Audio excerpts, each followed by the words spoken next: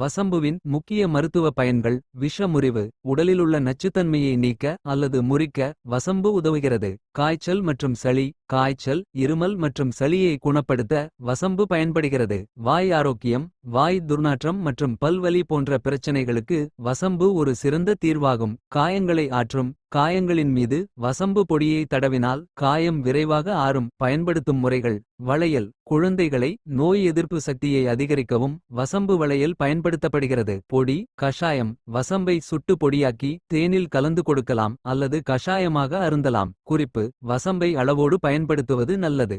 அதிகப்படியான பயன்பாடு பக்கவிளைவுகளை ஏற்படுத்தலாம்.